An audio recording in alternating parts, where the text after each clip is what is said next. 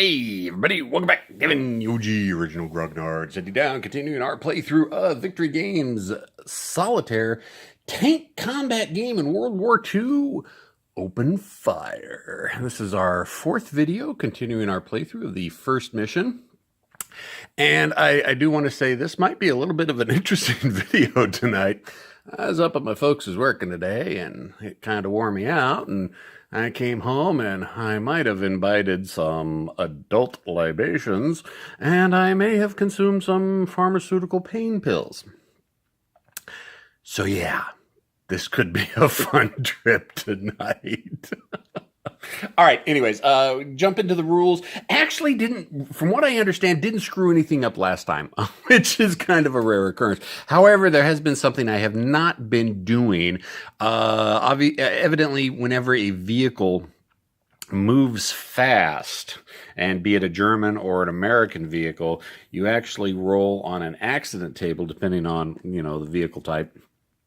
Roll the D10, and then you look at the results. The Panzer IV that is out there has moved fast a couple times, and I have not been rolling for it. I will start rolling for it from here on out. I'm not going to retcon any of that. I'm not going to go back, so not going to worry about any of that. And also, some of you might be thinking, Mr. OG, what about weapon skill? You haven't used weapon skill yet. You're right. If you take a look at, be it an American unit, you have your crew value, which is basically your crew rating, how many action points the vehicle gets a turn, their initiative, their perception tech. They have a weapon skill, a driving skill, and a movement point allowance. 2 for slow, 4 for fast. Weapon skill. We haven't been using anything that has modified the weapon skill. And if you take a look at one of the German cards, they've got the same thing. Initiative, perception, weapon skill, driving skill. And that's for the simple reason that if you remember in the original ambush, for those of you that have played the original ambush, weapon skill helped determine if you actually hit somebody. It doesn't work like that in Open Fire, and I don't like how it works, and I'll get into why.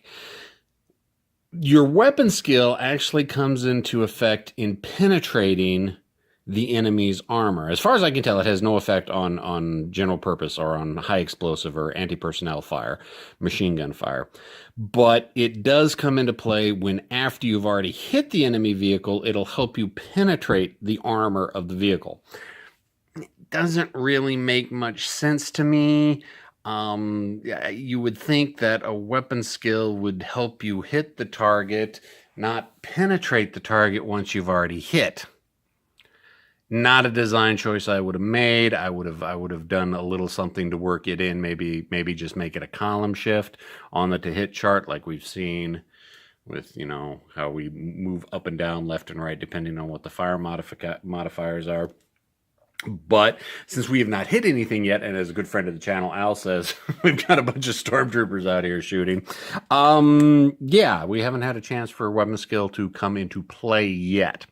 So that's kind of the rules updates and modifiers and overview I wanted to get into. Hopefully gameplay is going to start going a little bit smoother. I got a more firm grasp on the rules. As we all know, first couple turns playing a new game is always a little bit rough. So yeah. Hopefully things will start to go a little bit smoother, maybe even get a couple action rounds in this turn. So let us, because we're trying to do things procedurally, let's take a look at the turn sequence just to make sure we're going to do everything correct. If I can find the turn sequence. Paragraph checks, action rounds. Okay, here we go. So, action sequence. U.S. awareness phase, rounds 1 and 2 only. We don't have to worry about that. We're in our third action round, and everybody knows what's going on. So, random event phase not conducted in round 1. So, we've got a random event phase. Go ahead, roll 2d10, add them together, and that'll give us what we look in our cartridge. Yeah, we'll go with that. I know I rolled a 2 on the white dice earlier before I dropped the black dice in. But 7, 8, 9, 10, 11. Yeah, it's that whole new math thing I have problems adding. Honestly, math was never a strong suit of mine when I was in school. But anyway, so we're looking at Mission 1, Condition 2, because that's we are doing in Mission 1, and we are at Condition 2. So 11 is 599, because you got to remember the red numbers are the random events. So you go to paragraph 599. Let's see what kind of fun we got for us. We're going to get air striked. We're going to get artillery striked. Perform a PC check at +4. Well, okay. Actually, I think we've already had this random event. My PC for my highest commander and vehicle is a 7. You add the +4 to it, which makes it an 11. It's an automatic success. Success, C503. 503, yeah, sky suddenly darkens with the shadows of passing B-17 bombers on their way for more daylight raids into Nazi Germany. Yes, we had that last turn. So lots more bomber formations still flying overhead. I'm sure much to the dismay of the German defenders on the map. So, that was the random event phase. Advantage determination. So, let's go ahead and roll for advantage and initiative. Well, it's... The unit's initiative determines their advantage or disadvantage depending on the action number. So again, black for the Germans, white for the Americans. We got a 9 and a 9. What happens on a tie? I think, if I remember correctly, I think the Germans get the... In the original ambush, Germans got the advantage on a tied dice roll. If the results are equal, advantage goes to the Germans. All right. So Germans are going to get the advantage, and we're going to take their action number, track marker, put down the action 9, just to remind us that that is their action number.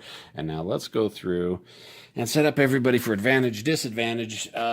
Since it was a tied dice roll, Germans get the advantage in that case. So the Americans are going to be disadvantaged. Let's take a look at a 9. 9 for initiative 5 is only 1 turn.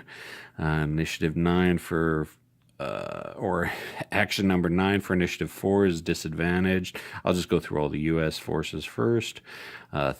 9 for initiative 3 is advantage, or is 2 turns, but they could panic. And for initiative 2, 9 is 1 turn. All right, so now let's go with the Germans. They're going to be going with the advantaged, which is going to be initiative 4 is going to be advantaged, and initiative 3 is going to be, well, yeah, they're going to be advantaged because they rolled higher. Okay, the 9 for the Germans on initiative 3 is going to give them 2 turns, but normally, since it's got a red number, the Americans are the only ones that have to worry about panic. The Germans don't worry about panic. They worry about panic from when they're shot at or paragraph checks, so they will get 2 action or 2 turns advantaged. And Y, which is an initiative 2, will get 1 turn advantage. So that's basically going to be the action sequence. Again, start at the top, read from left to right, and just work your way down like you're reading a book, and that'll be the initiative. Now, we only had 1 number that came up is red, so that meant that unit could panic. So Unit D, which is one of my N10s, he needs to check for panic. If you remember from a couple turns ago, what you do for check for panic is you add up all the command rating of all the vehicles in the line of sight of the panicking units, and as long as their initiative rating is higher than the initiative rating of all the units that are panicking, you don't have to worry about it. So Unit D is the only unit that's panicking. He's got 3 initiative. He's got 2 command tanks that's within line of sight of him. A and B are both commanders, and they've got 9 initiative combined together, so they only need to cover, they cover his 3 points. Now, if for some reason A was the only commander and B and D for some reason panicked, A could only cover 5 points of their initiative, so he would only be able to make one or the other not panicked. He probably used Unit B because it's got a higher initiative. Or actually, in that case, he might go with Unit D because D would get 2 turns. But since we have 9 points of initiative and only 3 points of panicking, we're all good. No need to worry about that. So we go right into rounds. Again, start at the top. 2 turns advantage, initiative 5, nothing. 2 turns disadvantaged, initiative 5, nothing. Bada, bada, bada, go on down. We got M. And M is the Panzerkampfwagen 4. And so it is going to take its action. And it is in special case, is it S or C? Was it S or C? S is... Oh, yeah, C is close assault, S is skedaddle the hell out of Dodge. Okay, so they're in special condition S. That has not changed. We have a dice roll of 9 for their action number, so we're looking at paragraph 901 for their action. And honestly, it's probably continue driving away towards their retreat. Okay, rotate in hex until facing easiest route towards the west map edge, then drive fast along easiest and best route towards the west map edge. Fire all available weaponry at nearest U.S. targets. Put special reaction B into effect for this German. Okay, now special reaction B is broken. That indicates it is a broken unit now. So we have to remember that the Panzerkampfwagen 4 is now broken. But we have to rotate to the west side and move. Did it say move fast? I believe it said move fast. Drive fast along easiest and best route. Okay, well, let's see. Which way? Okay, they're already kind of facing west. They're already facing down that row of that road. So they are going to go ahead and keep moving down that road. And you got to remember, let's see if I can find the movement table over here.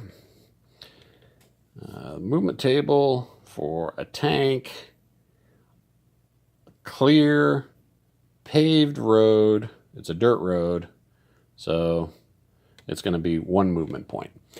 So, and we know the Panzerkampfwagen 4 has got 4 movement points at fast. So let's go 1, 2, 3, 4. Which now will put it out of, I believe, yeah, that looks like it's going to be out of line of sight. I'm not gonna put a ruler down. That looks like it's out of line of sight. I think normally it would say it said it shot at the German, at the USS. Fire all available weapon at U.S. target. Yeah, no, there is no units that are within line of sight.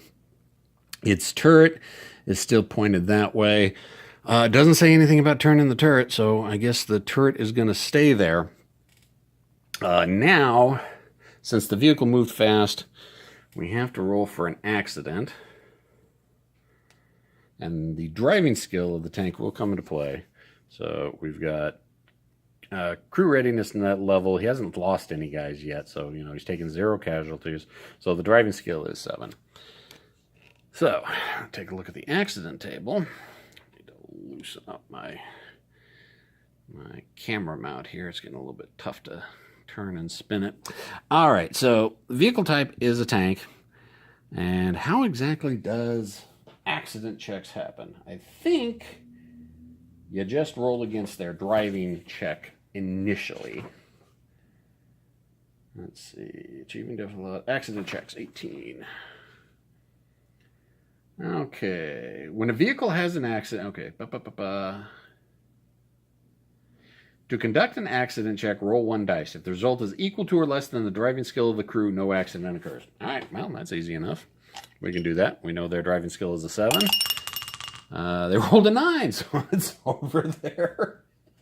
That is over their driving skill, so there is going to be an accident. Let's check to make sure. Roll the dice again and refer to the accident table on the display sheet to find out what happens. Any towed or load vehicles are unaffected by the accident. All right, so, well, then we're going to go to the accident table right here, and it is a tank. And it's kind of odd that it's not modified by terrain. It's just, there you go. You would think it would be modified by whatever terrain they're driving in. So let's go ahead and roll for the accident. Potential accident anyways. We've got a 6. It is a lose turn. Vehicle halts in the hex it occupies when the check is made. Additionally, the vehicle and any towed or carried units lose all remaining turns this round. Move their initiative marker into the completed space of the action track. All right. Now, what that means, okay, I should have taken the accident check as soon as they moved fast, which would have been in the 3 hex. That would have been the third movement point would have been moving fast. So that would have put them there, which now puts them back in line of sight of the American units. But since it had the accident, it loses its turn, and the rest of the turns, it basically goes down into the completed track. So I'm going to say, just because of the accident, they're not going to be able to shoot at the American units, because typically the shooting would take place at the end of movement. They didn't get to their end of the movement. They did whatever. They tried to drift a little bit, and Tokyo Drift, and whatever. So it completely threw them off. So they're not going to be able to shoot. That's the ruling I'm going to make. All right. So now we go into Initiative 3 disadvantage, which is Unit D. Oh, and this isn't in the sequence of play in the rule book. However, way at the back of the rule book, under this little tiny paragraph that's real easy to miss, the beginning of the turn, U.S. units need to decide if they're firing general purpose or armor piercing.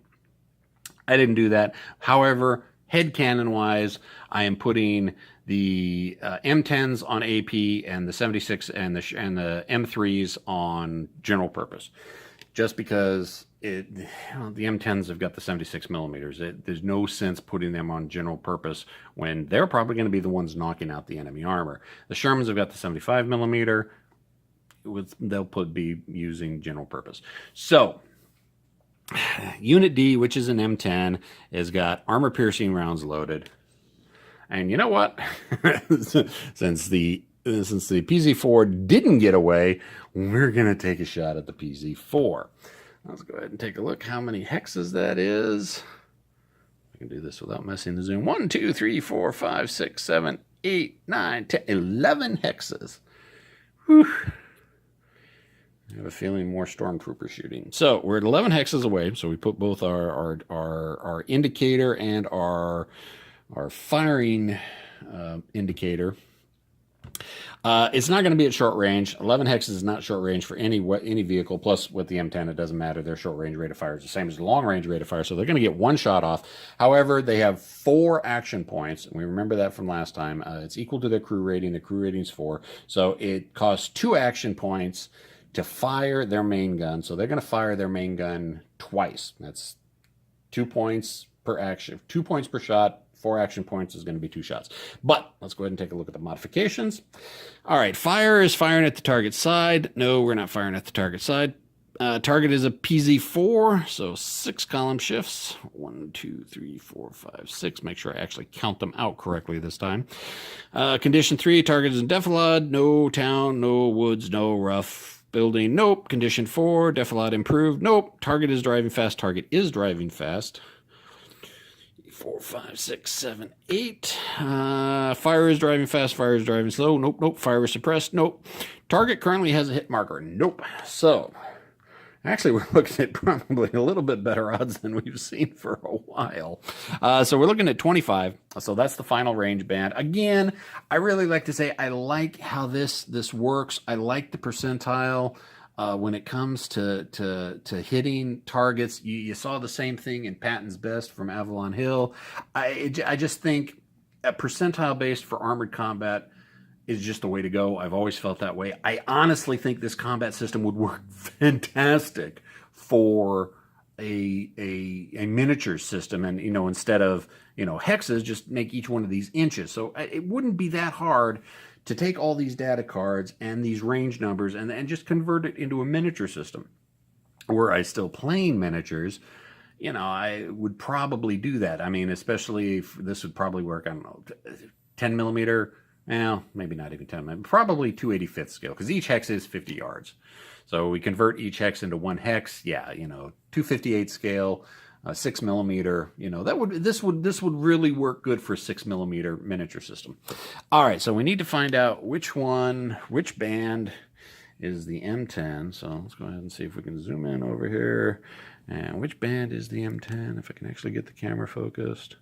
M10 is kind of the orange. So go back down to here, and orange, we're looking at a 20% chance. So let's go ahead. Again, black is going to be 10's column, white is going to be 1's column, and they're going to take 2 shots. The first shot, 43, is going to be a miss, and the second shot is going to be an 86. And as my buddy Al would say, it's more Stormtrooper shooting. All right, so we've taken 2 shots. Go to our record sheet, and that's Unit D. They took 2 shots, so mark off 2 more rounds of ammunition that they fired. We're starting to run a little bit low on ammo, and nothing to show for it. So that is D's action. He will slip down into 1 turn. Nothing for the rest of the 2-turn activations. Now we get to 1-turn activations. So first one to come across is Unit A, which is an M4A3, which is one of the Shermans, and he is loaded with general purpose. So he is going to fire at the half track. I think firing at the half track, I don't think you need armor piercing to fire at the half track. Because if I do, then I'm going to retcon it and say they were all loaded with armor piercing. Actually, I think I do need, yes. Okay, well, let's define what armor or general purpose attacks at a vehicle are. Oh, you know what? Yeah, I can do it anyway. So yeah, they're going to fire general. They're going to keep firing general purpose. So let's take a look at the Sherman card, the M4A3, and let's take a look at general purpose offensive rating with all weapons, which is what we're doing. We're firing machine guns and main gun. So that is going to put us at the 7 column. So, again, the GP uses the same thing, uses the same track as the armor piercing, only instead of looking up here for the armor piercing chances, we're going to be looking down here for just straight up combat results. So, it's at the 7, and we take a look at the German half track, because that's what we're shooting at, and we have to find out what his GP defense is. And I could have swore I had it sitting out. That's the American stuff. Oh, there it is. Hiding underneath stuff. All right, so we got the half track, and there, where is it? GP defensive rating is a 3. So that right there is going to be 3 column shifts to the left because that's the defensive rating. Now, GP modifiers, fire modifiers. There's not as many conditions and cases as there is for armor piercing. We just look at the GP fire modifications right here. Target hex terrain and a vehicle. All right, clear, yes. Well, it's also paved or dirt road. It is a paved or dirt road. So add or subtract from the defending unit's GP defensive value. So basically, ass backwards way of doing it. You add this to the target's defensive rating.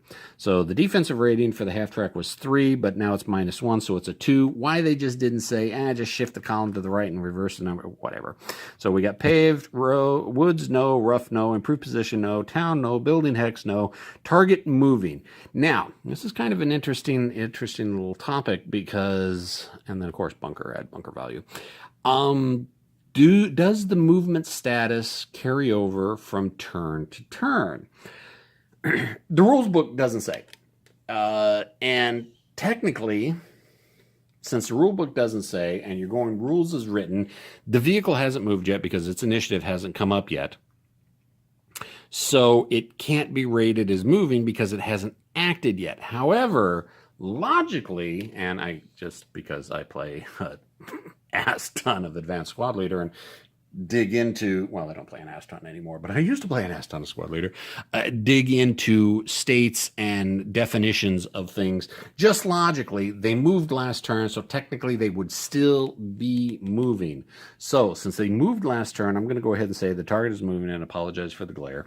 So it's a -3. So that is going to subtract from the defending unit's GP value. How am I doing that right? Target moving, -3. You would think, well, that would make it 1, 2, 3, would put it back to the right. You would think, well, I guess since it's machine gun fire, you're spraying the area, and if they're moving, they're not really in defensive positions. So yeah, they're kind of moving in the open. So okay, yeah, I guess that makes sense. So that brings it to the 8 column. We started off with the 7 column, which was the Sherman's shooty value. Shooty value. Told you this might be a little bit of an interesting stream. Modified it by 3 for the half-track's defensive number, and then a -1 to that number because, oh, you know what? Since it subtracts from the defensive value, I wonder if that number caps out at 0 or if it can actually go worse. Let's take a look. GP fire combat procedure.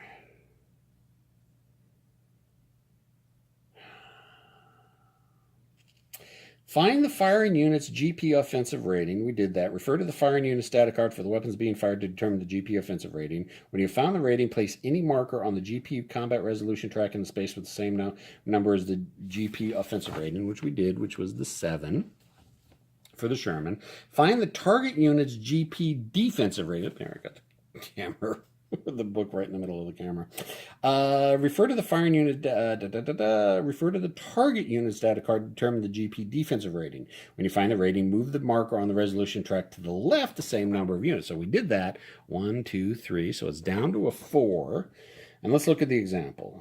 Panther is attacking the U.S. truck using GP fire. The truck is 8 hexes from the Panther, and the Panther is using all available weapons. Main gun, and because the range is less than 20 hexes, machine guns. That is one thing. Machine guns only have a limit of 20 hexes in this game. The GP offensive rating for all weapons for the Panther listed on the Panther's data card is 8, so the marker is placed in the 8 space. The U.S. truck GP defensive rating is 3, so the marker is moved 3 spaces to the left. Apply modifications. Refer to the list of GP combat modifiers and make further adjustments. All right, so it doesn't say that it only caps out. So it would, even though the modifiers, the -4 modifiers, were higher than the defensive rating, it does. You do shift the column even beyond that. All right, so what does that mean? We're on the 8 column, so we look at the track, and we've got number bridge. I can't think of the number. All right, so yellow, no effect. There are no number ranges in there, so something is going to happen. So we roll a 10-sided dice. If we get a 1 through 4, the vehicle is going to be panicked. 5 through 10, the vehicle is going to be suppressed. I was actually hoping I probably should have fired AP at it, because the half track. Can I even shoot at the half? Yeah, of course I can shoot at the half track with armor piercing. Yeah, I mean it's got the to hits for light, medium, and heavy. But I should have fired armor piercing then. Oh well. So anyways, roll a d10, find out what the result is. It is a 9, which is going to be a suppressed, which is not like a suplex. It is a suppressed. All right. So what does suppressed mean? Especially to. Would this be defined as a tank? I don't know if it's defined as a tank. Nope, it's defined as a half track. All right, so combat effects, damage, AP damage results, GP damage results. Okay, so we said it was suppressed. The unit must spend 2 points to move 1, so basically doubles movement costs, except for turning in the hex. And any AP fire they perform is subject to the suppression modifier. Well, it's a half track. It's not doing any AP fire. Suppressed units cannot initiate close assault, cannot prepare or move a towed weapon, hitch or unhitch a towed weapon, and cannot load or unload from a vehicle. So, passengers always suffer what the main vehicle is going through, so since the half track is suppressed, that means the infantry inside are suppressed as well. Yeah. So, suppression, that's basically all it does. So basically, suppression really doesn't do jack crap. So again, we take our suppression marker and put it on the half track. All right, so that is a learning. I have to learn to use AP against the half track next time. Can't do it now because my gun is loaded up. The tank is loaded up. Well, plus they only had 1 turn this turn. Turn this action round. So since they fired, they get to fire twice. I get to fire twice because they have a crew rating of 5. We can see their crew rating is 5 because they've got 5 crew members still left. So that turns into 5 action points for them. It costs 2 action points to fire. So they've got technically 3 action points. I could move, but I don't want to because I really don't want to get too close and activate that event, which could be something even worse. So we're just going to go ahead and shoot again. So again, it's going to be the same modifiers straight across the board. So we're looking at the 8 column. It is a 4, and that is going to be a panic this time. All right. So, a panic, I believe, is for a vehicle. For tanks, this is the same as no effect. For all other vehicles, make an immediate accident check. For prepared anti-tank guns, treat as suppression. For squads, they are subject to the stipulations of 14.2. All right. So, for all other vehicles, make an immediate accident check. And the half-track, since they still are at full crew capacity, their driving skill is a 5. So, that's what we're going to be rolling against. And it's a 10, so they failed their accident check as well. Let's go to the accident table. It's a half-track, so let's roll on the half-track table. 10, crash. Uh-oh. That can't be good. And I hope you can see this. I think I don't think I can do anything about the glare. Well, I could put my hand like that. The vehicle moves 1 hex in a straight line from the hex it occupies and crashes, which kills the vehicle. The vehicle is killed in the new hex, and all towed guns are killed as well. If the vehicle is carrying a squad, the squad is flipped to its half squad side. If the vehicle is carrying a half squad, the half squad is killed. All right, so that was hey, a kill is a kill. Doesn't matter how we get it. So basically, it moves 1 hex forward because it is still kind of driving, and it goes boom and crashes. Is there a wreck side? No, that's the defilade side. Let's see. Let's go ahead and get. Is there a burning? Yeah, we'll use that. I believe that is the dead vehicle. Clear, zoom in a little bit. That is a dead vehicle. So we're going to put the dead vehicle in with the Panzer IV. The infantry squad that was in there gets flipped over to their half squad size. So we're going to call that a kill. The vehicle is crashed. It is burning. We're going to call that a victory for us, or a victory for the good guys. All right, so that is Unit A. He's completed.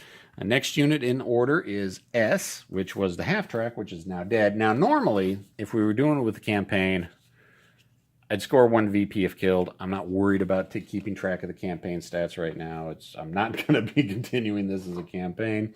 But normally, if you were doing it as a campaign, since I killed the vehicle, I would get some victory points for it. S is dead. That actually completely, it's not unaware, it's not inactive, it's just dead.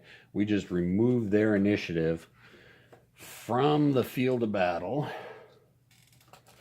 And I'm going to go ahead and throw that in the unit back in its Ziploc bag and continue on. So the next one is B, because we can, again, going from left to right. B is the next one to activate. So, well, I won't move that yet. So B is also an M4A3.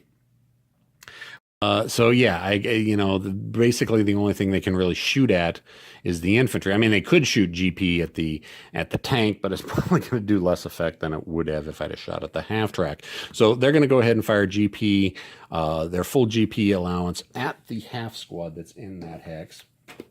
Again, checking the M3, find out what our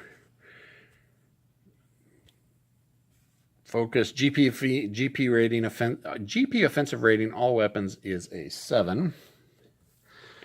So as before, we just go ahead and put that on the 7 track. Now, infantry. Infantry works a little bit differently. Let me see if I can find the card for infantry real quick. All right. They really don't have a hit chart like the vehicles do. They've just kind of got this brief summarization. Rate of fire 1, short range rate of fire Panzerfaust round, normal range rate of fire Panzerfaust 1, general purpose offensive rating 8, general purpose defensive rating is 6. All right, so they're actually a little bit better defended than the half track is, which, actually does kind of make sense because they're infantry and they're scattered, so you're not going to be able to bear down on them. So their defensive rating is 6, so let's go ahead and shift that. 6 columns, which will put it in the 1 column. Now, again, let's take a look at the GP fire modifications. Let me move my hand so I can kind of cut some of the glare. And the target is an ATG or squad. So is it in clear? No. Well, it is, but it is paved or dirt road. So that's going to bring it to the 2 column. Woods, no. Rough, no. Improved, no. Town, no. Building hex, no. Target is moving. Okay, I'm not going to say they're moving because they just got blown the hell out of the half track and bunker value. So, all right, so the final modification is going to be the 2 column. Let's take a look at what we have here. All right, so let's go ahead and roll the dice and see what we get. It's a 2. A 2 is going to be green, which is panic. Panic works a little bit differently for infantry, so let's take a look at what panic means. One possible GP fire result is panic. This result is identical to a panic that can befall a unit during the action sequence, except this panic occurs during the round itself. A panicked unit is subject to the following restrictions. If rounds are in progress, which we are in, the unit loses any remaining turns in the current round. Okay? If the unit is a non-tank vehicle, it's not. A unit's AR marker is immediately moved to the panic space in the AR track. Okay. A panic unit can perform no actions for the duration of the round. A prepared anti-tank treats a panic result as suppression. If in operations, panic has no result, yada, yada, yada.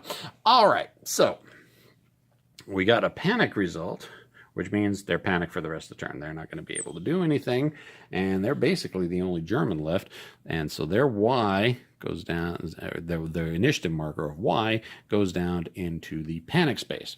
That also ends B, so his marker, initiative marker, goes down into the completed section of the track. And we are hitting the limit of my hard drive space, so let me go ahead and pause, download this to the computer, and we will be right back. You won't even know I'm gone.